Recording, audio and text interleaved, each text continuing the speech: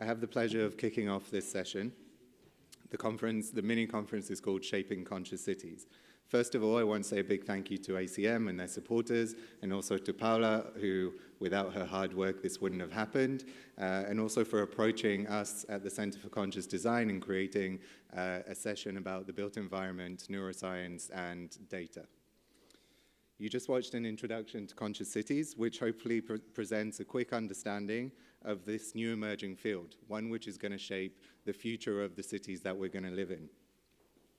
Efforts to connect artificial intelligence with city management and planning are already happening. So conscious cities are already partly there, but there are questions that should be asked before we get carried away with the lure of technology. Which leads me to the first question. Why are we here, architects and urban planners, in a computing conference? You might be asking the same.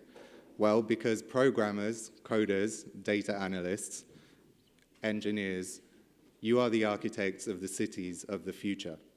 And we need to work together in order to create spaces that are human-centered and that use technology in the right way. So we're here to extend our arms and say, let's work together, architects, urban planners, scientists, data scientists. So what is architecture? Is it simply bricks and mortar that make form? Is it shelter and refuge? Is it expression of culture? Is it just a visual art? I will argue that it could be all of these things, but that there's one overriding theme that connects them. We could begin by taking a critical look at this well-known expression, that architecture is frozen music. It's a sentence which has embedded within it an understanding of architecture as static, set in stone, if you like. But I would like to take this sentence and say much more than the traditional interpretation. It is rather the intent of its creators that has frozen in time. Why intent? Because we shape the world around us to achieve our intent. It is a way of extending out our existence, our values, beyond ourselves in order to adapt the world according to them. Architecture augments our abilities in order to achieve a state we wouldn't have been able to without it. And that extended intent could be to serve a single person, or it could be to serve a whole society. But mostly, once the intent is in place, in built form, it stays as is, frozen intent. It could be well-meaning or not, but if you start looking at the built world around you in terms of what message it projects, you will begin to see that you are surrounded by the materialization of intent. Architects, on the most part, go into the profession to make a positive impact in the world. But it doesn't always end up that way. Sometimes architects are bound by other constraints, or by the needs of their clients, or by their own inability to put ego aside. But when architects use their empathy to extend their intent into the world and make a positive impact, the result is architecture that is loved and protected by others. From the beginnings of architecture, when we left caves and began to build in order to carry out our intent to survive and thrive, to our ability to support our own efforts to overcome challenges and to avoid danger, to less desirable intentions like this one, or others like it that can also be used to intimidate. This is a beautiful building in form, but is the intent as beautiful? We use architecture to separate, claim things as our own, and keep others away. But we also use it to welcome and show warmth. We can use architecture to show others that they have been thought of and that they are wanted and included. This is a picture I took from a protest in Tel Aviv at Rabin Square. I use this as an example because Rabin Square was designed with the intent to allow up to 40,000 people to gather in front of the municipality building. You can also see that the building is lit up in a way to show solidarity with the cause. In this case, it was a protest for transsexual rights. In the day-to-day, Rabin Square can seem vast and empty, but that emptiness allows the voice of the city's people to be heard. The square empowers. In contrast, if you've ever visited Trafalgar Square, you will have noticed two huge fountains that look like they were placed there as ornament. However, these two fountains were placed there in 1845 in order to stop the gathering of people for political protests. This is intent in disguise. Sometimes architecture clashes with our own desires, and we answer back by reshaping the world to our needs, despite what has been built. This is a project by Tzvi Hecker in Jerusalem. It's social housing next to Jerusalem, and just like most social housing, the intent was to create social homogeny. And here, years later, the accumulated intent of its residents makes it almost unrecognizable.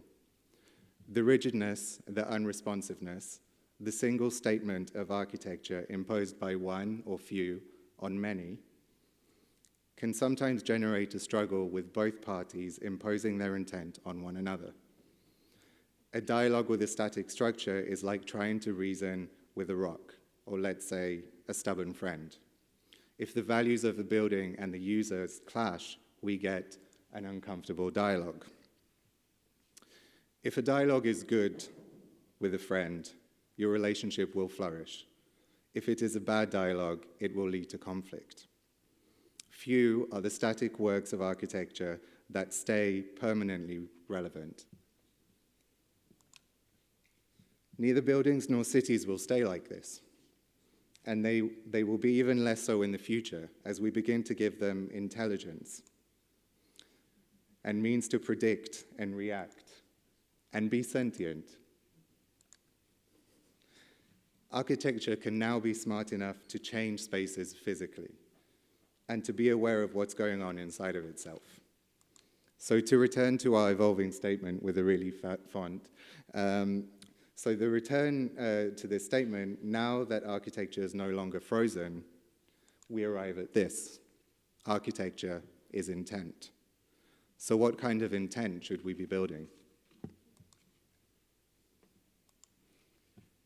In 2016, Microsoft brought into the world a tweeting AI called Tay. She was coded to be curious and learn from the interactions from humans.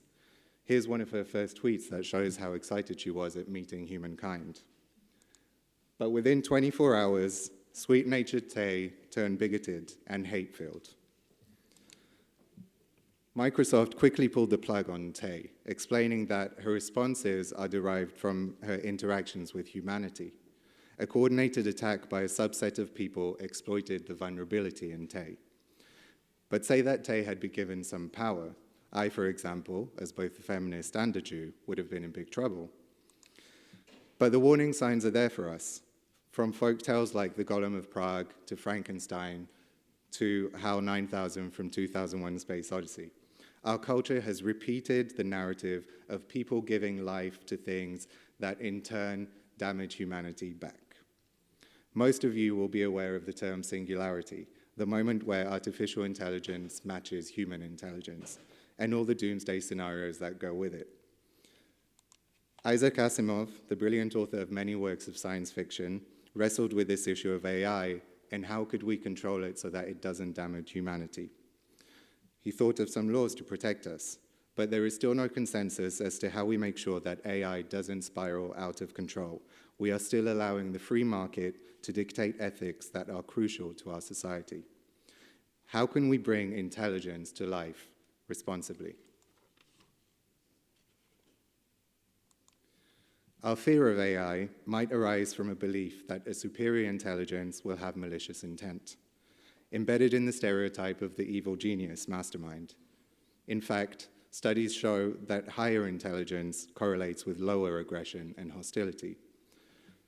So what is there to fear about a greater intelligence with control over our environment? Well, that it would inherit the same faulty qualities of the humans that created it.